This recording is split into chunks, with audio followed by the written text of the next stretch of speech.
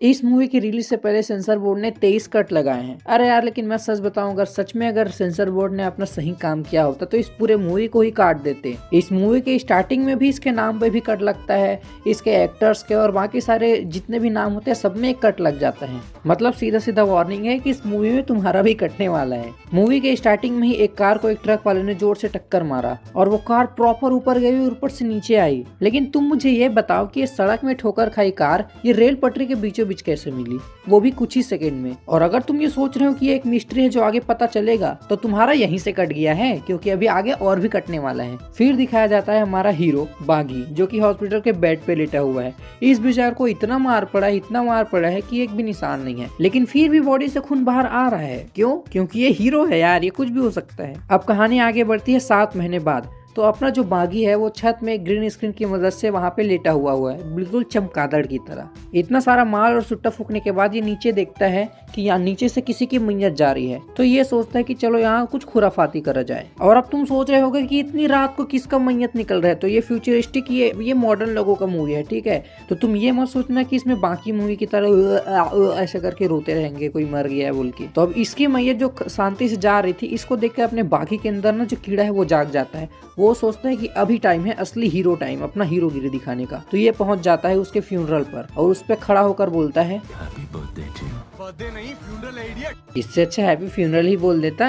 फिर पता नहीं अपने लाडला बागी के दिमाग में ऐसा कौन सा केमिकल रिएक्शन होता है, अचानक से सबको मारने लग जाता है बिना बात के। भाई तो ये उठा पटक रहा है, ये किसी को मुक्का मार रहा है, ये किसी को पैर मार रहा है, किसी को गप गप पेट में मार रहा है। चलो मान लिया मैं बागी का बहुत बड़ा फैन हूँ, लेकिन ये बागी फालतू में क्यों लड़ रहा है, कोई किसी के मैयत में जाके क्यों ये मारपीट कर रहे हैं। और मारपीट की वजह से इसके सुट्टे का जो असर है वो कम हो जाता है। तो ये सोचता है कि इस करंट से अपना सुट्टा जला लेता हूँ। नहीं जलेगा यार, छोड़ ये सब हरकत मत कर लाला। तो अब जब इसका सुट्टा नहीं जला तो ये बिना फालतू का बगल वाले को पीटने लगता है। वो बेचारा पहले से ही फटा पड़ा है, उसका चुपचाप खड़ा है कि कहीं मेरे को ना पीट दे। वो ऐसा छुप रहा था, उसको निकाल के मार रहा है जबरदस्ती का। अब बेचारा लड़ने के बाद आके घर वापस सो जाता है और सोने के बाद जब सुबह रहे उठ के देखता है कि इसका भाई उसका एक वीडियो बना चुके हैं। और फिर जब ये वीडियो को देखता है तब पता चलता है कि वहाँ कोई नहीं था, ये पागलों की तरह अकेले ही लड़े जा रहा है, खुद को ही मार रहा है खुद, मतलब ये इमेजिनेशन था सब कुछ उसका। तो इतने दिन से मैं जो देख रहा था वो भी मेरा कट गया। ये बेचारा भागी अपना अच्छा खासा सोच रहा था कि मैं गुंडे मार रहा हूँ, कि सुबह देखने के बाद उसको पता चला कि ये खुद ही पागलों जैसा लड़ रहा है। कैसा लगा होगा यार उसको।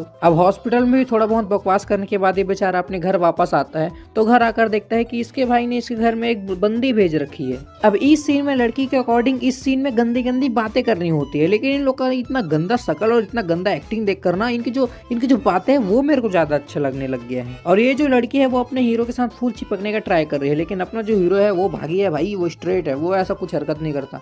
तो अपना चुपचाप पजामे में हाथ रखकर बैठे, कुछ पजामा पहना भी नहीं है, लेकिन फिर भी उधर पैर में पैर रखकर बैठ के आराम से फूक रहा होता है, ठीक है। ये बेचारा भी सोच रहा होगा रात में पागलों जैसा अकेले लड़ रहा था, क्या पता इस टाइम भी मैं अपने विजुअलाइजेशन में हूँगा। अच्छा खासा सोच रहा होगा कि लड़की के साथ कुछ कर रहा हूँ, सुबह उठ के देखेगा तो सोफे के साथ कुछ कर रहा है। और ये बात ना अपना बागी भी जल्द समझ गया। तो ये बेचारा उसको भी एक बोतल चढ़ा देता है और अपने साथ में उस छत में ग्रीन स्क्रीन की मदद से उधर बैठा देता है। अब बातों बातों में ये जो बंदी है वो अपने हीरोइन की जो बागी है उससे उसकी पुरानी गर्लफ्रेंड के बारे में पूछ लेती है। तो अपना बागी अपने फ्लैशबैक में उसको भी साथ लेकर चले जाता है कि ये देखो ऐसा ऐसा हो रहा था। और उसके फ्लैशबैक में पता नहीं कौन सा केमिकल लोचा होता है, हर बार जब भी लड़की को देखो तब भी वो हमेशा ऐसा पोज देते रहेगी। ये क्या इसके अलावा और कुछ आता नहीं था क्या इसको, ये बस दिन भर यही करते रहती थी क्या है। और ये हर बार कैमरे मतलब इसके फ्लैशबैक की तरफ ऐसा पोज करके ये फ्लाइंग किस देना, यही सब करती थी क्या वो इसके पूरे जिंदगी भर। अब इस मूवी के अकॉर्डिंग अपना जो भाग्य है उसका हेलुसिनेशन होता है, ठीक है, लेकिन ये बहुत गलत उपयोग कर रहा है उसका। क्योंकि पहले तो ये बंदा अपने फ्लैशबैक में जाता है, फिर अपने साथ इस लड़की को लेके चला जाता है। ये दोनों कहाँ बैठा है, छत में। अब छत में इनकी बकचोदी उसके आस पड़ोस वाले लोग देख रहे होते। अब जैसे तुम्हारे पड़ोसी वाले तुम्हारे को शांति से जीने नहीं देते, वैसे इसके पड़ोसी वाले भी इसको देखकर ऐसे उन लोग पे ना कीड़ा चाव रहा होता, तो वो लोग पुलिस बुला लेते हैं। पुलिस ने भी सोचा भाई ये तो बहुत गंभीर मामला है, वो भी जल्दी जल्दी आ गई, चलो पकड़ते हैं इस बंदे को, कौन है छत में ऐसा बकचोदी कर रहा है। अब क्योंकि भाई ये बंदा है अपना बागी, तो ये शांति से तो रहेगा नहीं, ये उस पुलिस वाले को ही जड़ देता है थप्पड़ ले बेटे बहन के बोल के।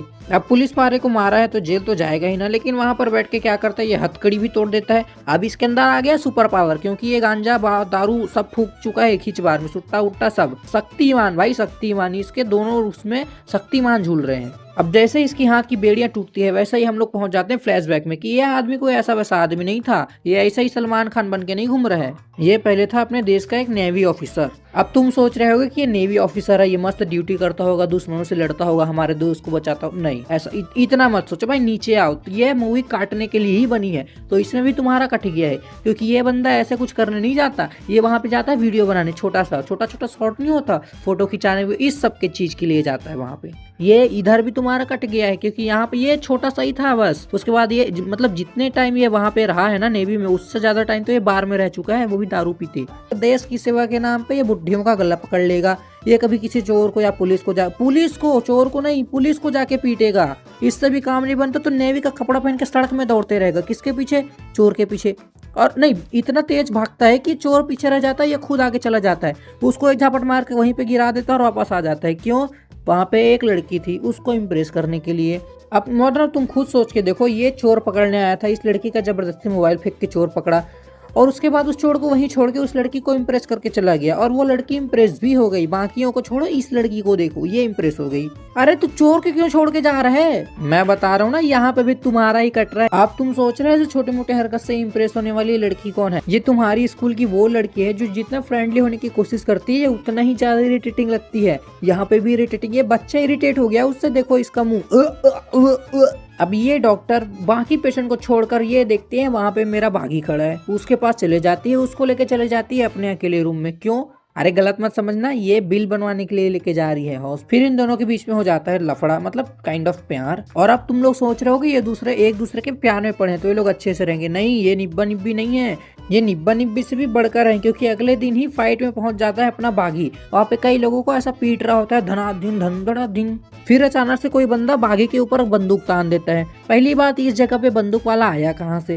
खैर मूवी है, कट जाता है, हमारा ही कटता है, लेकिन आ गया। लेकिन यहाँ पे वो लड़की नहीं डरती, वो सीधा आ जाती है, उसके हाथ से बंदूक अपने माथे पे रख देती है। क्यों? प्यार देख रहे हैं दोनों का, इसको कुछ हुआ तो मैं भी मर जाऊंगी, ऐसा सीन है इन लोगों का। अब डॉक्टर साहिबा बागी के माथे से बंदूक हटाकर अपने माथे पे रख के उसकी जान बचा लेती है।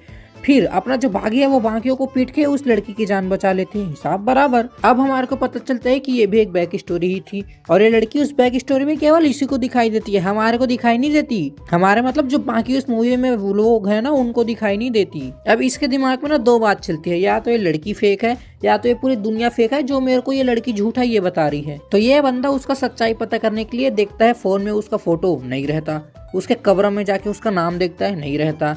ये फिर सीसीटीवी कैमरा में देखता है कि शायद उसमें होगी, मेरे कार में बगल में बैठी थी, वो भी जूम करके नहीं, जूम आउट करके तब दिखती है, वहां पे भी नहीं दिखती। अब हम वापस से उस सीन में आते हैं जब इस बागी को जेल हो गया था, तो वहाँ पे उसको बचाने आती है वही लड़की जो इसके साथ बैठ के आराम से दारू पी रही थी। अब वो लड़की दिन रात अपना काम धाम सब कुछ छोड़ के दिन रात इसका केयर कर रही है, उसका हर चीज कर रही है, और हकीकत में वो लड़की इस लड़के यानी कि बागी के बारे में कुछ भी नहीं जानती, और उसी के बाथरूम में शावर ऑन करके आशिकी जैसा रोते बैठी है, जबकि लड़की उसको जानती भी नहीं है, फिर भी ऐसा हरकत कर रही है। और ये दिखावा तो देखो यार इसका, ये 2 घंटे का इसका वेस्ट कस्टमर था, उसके लिए इतना दिखावा कर रही है ना जबरदस्ती का। अब बाथरूम में जी भर रोने के बाद उसको अचानक से याद आया कि अरे मैं तो दवाई देना भूल ही गई। फिर ये वापस आती है और फिर सोचती है कि मैं तो जेंजी लड़की हूँ, मैं दारू दूं या दवा दूं। फिर डिसाइड करती है कि मैं इसको दारू दे देती हूँ, दवा तो सब लोग देते हैं ना, बी यूनिक ब्रो, अमीरों की चॉइस। अब इतनी सारी बकचोदी करने के बाद अपने टाइगर जो है यानी कि अपना जो बागी है उसको समझ में आ जाता है कि ये सब कुछ मेरा वहम नहीं है, किया हुआ षड्यंत्र है इन लोगों का, और इसीलिए सस्ते एनिमल की कॉपी की तरह यहाँ पे भी मेरे को मारने के लिए लोग आए हैं, वो भी मास्क पहन के। तो अब अपना बागी भाई जो है फुल टाइगर बन के एकदम अचानक से धन दिन दे भगा सब लोग को मारने लग जाता है। और ये बार बार मेरे को एनिमल का याद क्यों आ रहा है यार, क्या मारो रे, मारे सारा बेटा मन, मुंह मारो। अब सबको कुत्ते की तरह मारने के बाद इसको आखिर में समझ आ जाता है कि सारे लोग मिलके मेरे को पागल बना रहे हैं, वो लड़की असली है बाकी दुनिया नकली है, मेरा भाई भी नकली है। तो एज अ जिम्मेदार नागरिक अपने भाई को वॉइस मैसेज करके बोलता है कि तू उधर ही रहना, मैं तेरे को मारने आ रहा हूँ, किधर भागना मत, वरना मारते नहीं बनेगा ना। वेरी स्मार्ट वो। और एज अ अच्छा ब्रदर वो बेचारा वहीं खड़ा होता है कि ये आके मेरे को मारेगा। फिर अचानक से वहाँ एंट्री हो जाती है विलन की, जो कि खुद के एंट्री में खुद के मुंह से खुद का बीजीएम बजा रहा है कि मैं आ रहा हूँ। क्या चूतिए लोग पाल के रखे हैं। वो बैकग्राउंड म्यूजिक बैकग्राउंड वाले लोग को देते ना, ये खुद ही बजा रहा है बेचारा। और आगे जाने के बाद पता चलता है कि बीजीएम नहीं बजा रहा था, ये तो बीन बजा रहा था। और ये विलन ऐसा भेदभाव क्यों करते हो यार, उसके भाई को मार दिया, इस हरामी को छोड़ दिया, अब ये तुम लोग को मारेगा ना, इतना कॉमन सेंस तो होना चाहिए ना तुम्हारे में। अब अपना बागी ढंग से खड़ा भी नहीं हो पा रहा, चल भी नहीं पा रहा, फिर भी ये जा रहा है उन लोग को मारने। और ये लोग इतने सारे लोग हैं उसके बावजूद भी इसको छोड़ के जा रहे हैं, क्यों? क्योंकि ये हीरो है, इसको कोई कुछ नहीं करेगा, ये बाद में हम लोग को मारेगा, इसलिए इसको अभी छोड़ के चले जाते हैं। Okay brother, okay done. अब ये बेचारा अपने फटीचर हालत को सुधारने के लिए आराम करता है, लेकिन आराम ऐसे नॉर्मल लोगों की तरह आराम नहीं करेगा, ये बागी 4 है भाई, ऊट पटांग ही आराम करेगा, तब इसको आराम मिलता है। फिर आगे कहानी में थोड़ा बहुत कंप्यूटर में गेम खेलने के बाद इसको अचानक से याद आता है कि अरे मैं तो इन लोगों को पकड़ सकता हूँ, मुझे मारना चाहिए इन लोगों को। तब हमारे बागी भैया को पता चलता है कि ये सारा कुछ करवाने वाला कोई एक आदमी है जो कि मेरे पीछे पड़ा है, साथ में इन सबको बेवकूफ बना रहा है कि इसको झूठ बोलो। तब हमारे को पता चलता है कि अपना जो संजू बाबू है वो सबसे झूठ बोलवा रहा है कि इस इंसान को झूठा वहम में रखो। और सब लोग झूठ इसलिए बोल रहे हैं कि इन सारे लोगों का जो बच्चा है वो है अपने संजू बाबू के पास में, और अगर वो लोग संजू बाबू की बात नहीं मानेंगे तो इनका जो बच्चा है उनका गेम कभी भी बच सकता है। अबे तेरे को इतना बड़ा मूवी मिला है, तू ये हंस क्यों रहा है, ये रोने का सीन है, तू रो ना ब्रो, रो। ये बच्चा भी सोच रहा है क्या ही पता चलेगा किसको मैं हंस रहा हूँ रो रहा हूँ, मैं पकड़ लिया हूँ बच्चे तेरे को, अब मैं बहुत मजाक उड़ाऊंगा तेरा, तू बड़ा हो जाएगा तब भी उड़ाऊंगा तेरा। अब अपना जो बागी है वो अपनी लवर को तो बचा नहीं पाया, लेकिन अपनी लवर की जो दीदी है उसको जरूर बचाएगा। भयंकर फाइट भाई, ये तो भयंकर मारेगा भी, देखना कुत्तों की टाइप मार भी खाता है, कुतिया टाइप, मतलब ठीक है लेकिन मारेगा भी यार, देखना ये गप गप गप गप गप। और ये गुंडा अचानक से उसको लड़ते लड़ते अचानक से याद आया होगा, अरे मैं क्या कर रहा हूँ भाई, छोड़ो मूड बदल गया, चल जाता हूँ। लेकिन जाते जाते अपना फोन भूल के चले गया ये। और ये इतना बड़ा ये गुंडा होने के बावजूद भी इसके फोन में लॉक नहीं है, क्यों? यहाँ भी कट रहा है हमारा ही, समझ रहे हो ना तुम।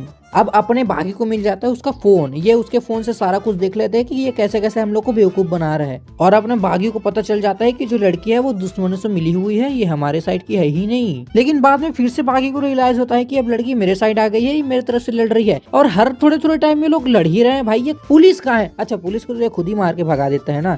और तुम लोग सोचो ये शेफ है, ये खाना बनाने वाले, ये साले जब इतना अच्छा झगड़ा कर सकते हो तो खाना क्यों बना रहे हैं यहाँ पे, और किसके लिए खाना बना रहे थे जब इसको मार पीट ही करना है यहाँ पे आके तो। और जब तुम्हारे को मारना ही था तो तुम जहर दे के भी तो मार सकते थे, तुम्हारे हाथ में पूरा किचन है, खाना है, सब कुछ है, क्या चूतिया हमारा ही कट रहा है यहाँ पर भी। इतने सारे होके भी ये लोग कोई कुछ नहीं कर पाते, क्यों? अरे हीरो है भाई अपना बागी। अभी जो अपनी जो हीरोइन है, मतलब जो लड़की है, वो उस टाइम में बाथरूम में रो रही थी ना, ये वही वाली है, तो ना ये भागी भागी नहीं, आराम से भागी जाती है। जब उसको गोली पड़ रहा होता है तो बीच में आके गोली खाने, और गप से गोली खाने के बाद उसके बहम गिर जाती है, और अपने मरते मरते आखिरी सांस में भी अपने भागी को बता देती है कि जिस लड़की के लिए वो पगला रहा है ना, वो लड़की मरी नहीं है, वो जिंदा है। और अब अपना बागी दौड़ते दौड़ते चले जाता है उसके कब्र पे, और उसके कब्र को खोद के देखता है तो वहाँ पे देखता है पत्थर है। ये पगला जाता है खुशी से, मैं पागल हूँ बोल के। और चलो वहां तक तो ठीक है, लेकिन इस कब्र को खाली भी छोड़ सकते थे, इसमें ये आलू भरने की क्या जरूरत थी भाई तुम्हारे को?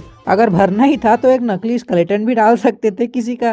कौन सा बागी उसको लेके चले जाते हैं, वही लड़की है या नहीं उसका टेस्ट कराने। क्या चूतिया हमारा ही कट रहा है। अब पिछली बार हमारे संजू बाबा का इंट्रोडक्शन अच्छे से नहीं हो पाया था, तो इस बार वापस से इसका अच्छे से इंट्रोडक्शन किया जाता है विथ प्रॉपर सॉन्ग। और ये वही लड़की है जो यहाँ पे डांस करी ना, ये कभी टाइगर श्रॉफ के सपने में जाके डांस कर रही होती है, ये कभी संजू बाबा के में, ये क्या इसको डांस के अलावा कुछ नहीं आता क्या? ये हर जगह सबके सामने बस डांस नहीं कर रही है। अब इस लड़की को संजू बाबा के सामने डांस करने में कोई शर्म नहीं आ रही थी। अब जब संजू बाबा उसको उठा के लेके आ गए, अब उसको हो रहा है डर, ये आदमी मेरे को कैसे उठा के लेके आया? जब उसके सामने नाच रही थी तब कुछ तो नहीं लगा तेरे को, अब उठा के ला लिया तब बहुत फटी जा रही है तेरी। अब कहानी में आगे संजय दत्त की उस लड़की से शादी हो जाती है, और उसके शादी में भी कहाँ से पता नहीं गुंडे लोग आ जाते हैं, गप गप गप गप उसको मार देते हैं। और ये इतना बड़ा गुंडा होने के बाद भी एक कोई भी सिक्योरिटी नहीं रखा था, क्यों? लेकिन डरने की कोई बात नहीं है, अपना संजू बाबा है, और ये लड़की भी संजू बाबा की लड़की है। ये लोग दोनों बंदूक लेके आते हैं, गप गप गप सब लोग को मार देते हैं बंदूक में। और ये लड़की तो कोई उड़ उड़ के मारती है सबको, सुपरमैन के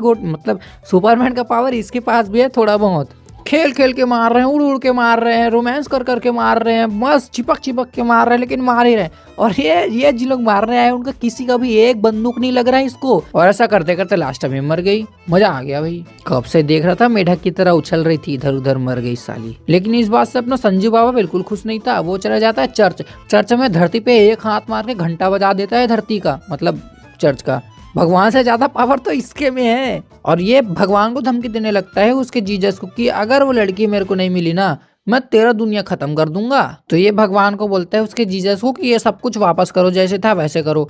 और उसका जीजस उसकी बात सुन भी लेता है और जैसे ही वो चर्च से बाहर निकलता है सब कुछ पहले जैसा, वो लड़की वापस से इसके लाइफ में आ जाती है। और ये संजू बाबा उस टाइम देखा था, ये बचाओ बचाओ वाला खेल रहे थे, उस टाइम में अपना संजू बाबा इसको देख लेता है और अब अपना संजू बाबा खुश हो रहा है कि ये जीजस वाला सिस्टम सही है भाई, जो भी इससे मांगो तुरंत का तुरंत मिल जाता है। अब यहाँ पे इस लड़के ने उस लड़की को टच किया था, इसलिए संजय बाबू उसका हाथ काट देते हैं, लेकिन टाइगर श्रॉफ को कुछ नहीं काटते। क्यों? क्योंकि हमारा कट रहा है ना पूरे मूवी में। और अब तुम्हारे को एक अच्छी बात बताता हूँ कि इसी लड़की को पाने के लिए अपना जो संजू बाबा है वो ट्रक से इसका गाड़ी उड़वा दिया था, लेकिन गाड़ी में लड़की भी थी, वो क्यों सोचेगा? अरे उसका तो भगवान से मतलब जीजस से सीधा कांटेक्ट है ना, फोन करके बोल देते, वो वापस दिला देते। अब कार से ठुकने के बाद अपना जो बागी है वो पहुंच जाता है हॉस्पिटल और जो लड़की है वो पहुंच जाती है अपने संजू बाबा के पास। फिर ये लड़की को आ जाता है कॉन्फिडेंस कि ये बंदा तो मेरे को नहीं भूल सकता, और ये संजू बाबा को ही चैलेंज देती है कि देखना वो तो वापस आएगा ही मेरे लिए। अब संजू बाबा अपना हाथ पैर और कुछ और सब कुछ मार के देख चुके थे कि टाइगर श्रॉफ के दिमाग से इस लड़की को निकालना है, लेकिन बागी के दिमाग से तो वो लड़की निकल नहीं रही थी। तो फिर ये लोग सोचते हैं कि बागी को ही निकाल देते हैं,